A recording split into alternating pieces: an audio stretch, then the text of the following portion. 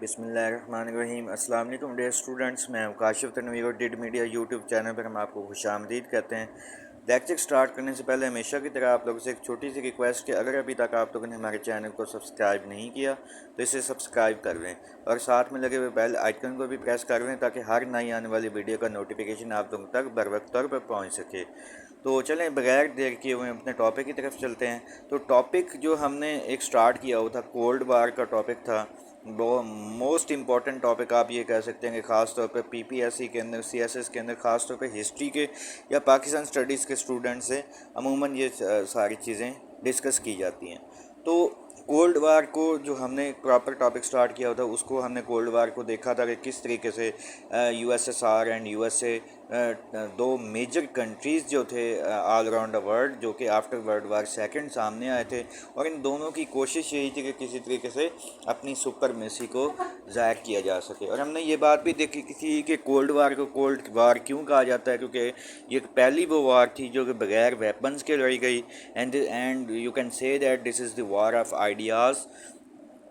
both countries try to enhance their economical financial setup، مطلب کہ انہوں نے اپنی اکانومی کے لحاظ سے اپنے آپ کو بہتر کرنے کی کوشش کی، اس وجہ سے اس کو وار آف آئیڈیاز بھی کہا جاتا ہے۔ تو آج کا جو ہم نے دیکھنا کہ اس کے کانسیکوینسز کیا ہوئے، آیا کہ اس کے کوئی ورلڈ آرڈر کے اوپر کوئی کانسیکوینسز ہوئے کہ نہیں ہوئے۔ تو اگر کانسیکوینسز کو بات کی جاتی، cold war had many effects on the world کے اوپر بہت زیادہ افیکٹ پڑے۔ Communist and capitalist ideas were promoted, کہ یہ وہ دو آئیڈیاز تھے ڈیئر اسٹوڈنٹ جو میں نے آپ کو پچھلے لیکچر کے اندر بھی بتایا تھا کہ یو ایس اے جو تھا وہ کیپٹلزم کو پروموٹ کر رہا تھا، یو ایس ایس آر جو تھا وہ کمیونزم کو پروموٹ کر رہا تھا۔ تو یہ کہیں نہ کہیں میں، کیونکہ یہ دو سپر پاورز ان کو ڈیل کر رہی تھی، تو اس وجہ سے آپ یہ کہہ سکتے ہیں کہ کہیں نہ کہیں پہ یہ دو آئیڈیاز دنیا کے اندر بہت زیادہ پروموٹ ہو رہے تھے۔ مطلب کہ ایک وقت تھا کہ جب کمیونزم اور کیپٹلزم کی ہی آپ یہ کہہ سکتے ہیں کہ زیادہ تر بات کی جانے لگی تھی۔ There were many proxy wars between the USA and USSR, who both tried to install capitalist and communist regimes respectively in newly developed یا آپ کہہ سکتے ہیں decolonized countries around the world, کہ انہوں نے بیسیکلی یہ، کیونکہ یہ ان دونوں کی آپس میں ایک آپ کہہ سکتے ہیں کہ ٹسل چل رہی تھی، تو یو ایس اے کی کہیں نہ کہیں بھی یہ کوشش تھی کہ وہ آل اراؤنڈ دا ورلڈ یا کم از کم اس کے جو بلاک سے تعلق رکھتے ہیں جو بھی کنٹریز، وہ کیپٹلزم کو پروموٹ کریں یا وہ کیپٹلزم کو سپورٹ کریں۔ سیم اس طریقے سے یو ایس ایس آر کی بھی یہی کوشش تھی کہ کسی طریقے سے جو اس کے بلاک سے خاص طور پر کنٹریز بلانگ کرتے ہیں وہ سارے کے سارے کمیونزم کو پروموٹ کریں۔ اس طریقے سے انہوں نے اپنے آئیڈیاز کو پروموٹ کرنے کے لیے بہت زیادہ کوششیں کی۔ آگے there was a great increase in technological innovation during the cold war, کہ کولڈ وار کے درمیان صاف ظاہر ہے کہ جب ایک کنٹری اپنے آپ کو سپر پاور بنانا چاہتا ہے تو وہ اس کو ہر ایک فیلڈ کے اندر اپنی سپرمیسی شو کرنی ہوگی۔ اس وجہ سے انہوں نے ٹیکنالوجی کو بھی اپنی امپروو کرنے کی کوشش کی۔ ان کی کوشش یہ تھی کہ ٹیکنالوجی زیادہ سے زیادہ ہو۔ تو آپ یہ کہہ سکتے ہیں کہ کولڈ وار کے بعد نیو ٹیکنالوجیز انوینٹ کی گئی، نیوکلیئر ویپنز آپ کہہ سکتے ہیں کہ انٹروڈیوس کر دیے گئے آفٹر کولڈ وار۔ تو اسی طریقے سے advance nuclear and space exploration capabilities were explored on both countries, کہ بوتھ کنٹریز کے درمیان جیسے میں نے آپ کو بتایا کہ نیوکلیئر ویپنز انٹروڈیوس کروا دیے گئے تھے۔ اب اس کا بھی ٹھیک ہے، یہ کچھ اس کے آپ کہہ سکتے ہیں کہ کانسیکوینسز میں نے آپ کو بہت ہی شارٹ سلائڈز کے اندر اس کو سمجھانے کی کوشش کی ہے۔ اب اس کا اینڈ کیسے ہوا؟ اینڈ یہ ہوا کہ ایک قسم کی جو ایک تو یہ ہو کہ سوویت یونین جو یو ایس ایس آر تھا 1991 کے اندر اس کو بروک کر دیا گیا، وہ ٹوٹ گیا۔ اس سے نیکسٹ آپ کہہ سکتے ہیں کہ فردر کنٹریز کے اندر ڈیوائڈ ہو گیا تھا۔ 14 کنٹریز اس سے اور بنے تھے۔ اگر یو ایس ایس آر کو رشیا کو ملا لیں تو پھر 15 کنٹریز بنتے ہیں، ادروائز اس کے آپ یہ کہہ سکتے ہیں کہ 14 کنٹریز اور بنے تھے۔ تو اس طریقے سے یہ ایک بہت بڑا سیٹ بیک تھا آپ کہہ سکتے ہیں کہ یو ایس ایس آر کے لیے، کہ وہ سوویت یونین ٹوٹ گیا تھا۔ اس کے علاوہ جو خاص طور پر آپ کہہ سکتے ہیں کہ کمیونسٹ کنٹریز جو تھے، جو کہ آپ کہہ سکتے ہیں کہیں نہ کہیں پہ یو ایس ایس آر کے آئیڈیا کو لے کے چل رہے تھے، انہوں نے بھی اپنے اپنے یعنی کہ ریبیلین شو کر دی تو انہوں نے بھی انڈیپینڈنس مانگنا شروع کر دی. تو اس طریقے سے بہت ساری آپ کہہ سکتے ہیں کہ سینٹرل ایشین کنٹریز جو ہیں خارے یہ آپ کے USSR سے علیحدہ ہو گئے تھے.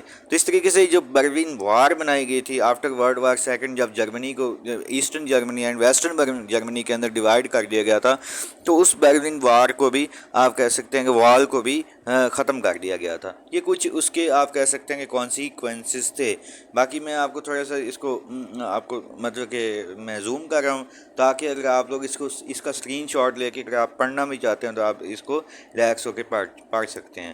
تو نیکسٹ اس کے اندر کچھ ٹرمز جیسے اس کو میں ویسے آلریڈی آپ لوگوں کو ایکسپلین کر بھی چکا ہوں. تو کیپٹلزم کیا ہوتی ہے، کمیونزم کیا ہوتی ہے، ڈکٹیٹرشپ کیا ہوتی ہے. تو یہ کچھ ٹرمز کیونکہ ہم نے کولڈ وار کے اندر زیادہ تر ان ٹرمز کو یوز کیا تھا، تو اس کے بارے میں بھی ذرا اس بک سے بھی دیکھ لیتے ہیں کہ کیا تھی جو ہم نے سلائڈز بنائی ہیں. Capitalism is an economic and political system in which a countries trade and industries controlled by private owners for profit other than by the state. کہ مطلب کہ اس کے اندر اسٹیٹ کو کوئی اس سے سروکار نہیں ہوتا کہ پرائیویٹ لوگ اگر اپنی پروفٹ کے لیے جتنی زیادہ وہ کوئی لینڈ کوئی چیز رکھ سکتے ہیں تو وہ ان کو کوئی اجازت ہے، لیکن پراپرلی اگر وہ گورنمنٹ کو پراپر ٹیکسز وغیرہ پے کر رہے ہیں تو اس طریقے سے اسٹیٹ کو اس سے کوئی نقصان نہیں ہے. تو یہ ایک قسم کا کیپٹلزم کا آپ کہہ سکتے ہیں کہ آئیڈیا تھا.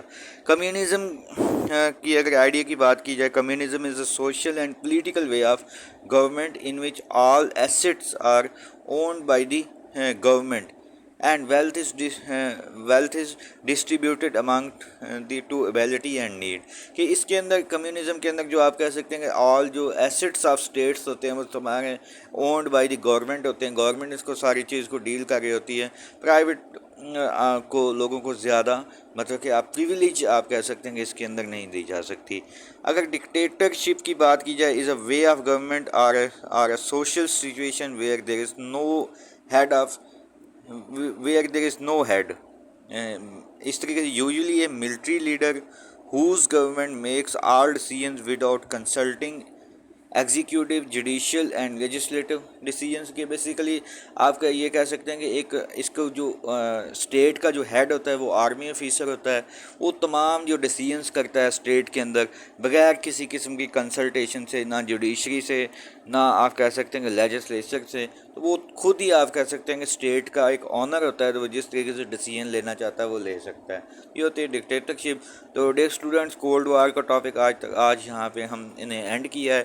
ویسے اگر یہ دیکھا جائے تو یہ بہت وسیع ٹاپک ہے، لیکن میں نے اس کو شارٹ کر کے آپ کو اس کا آئیڈیا دیا ہے کہ یہ مثال کے طور پر کولڈ وار کیا ہوتی ہے، کانسیکوینسز بھی دیکھے، اینڈ کیسے ہوئی، کچھ ٹرمز یوز کی گئی ان کے بارے میں بتایا. تو آج کا لیکچر یہیں پہ اینڈ ہوتا ہے. Write your question in comment box, hit the like and subscribe button if you haven't yet. Stay tuned and اللہ حافظ.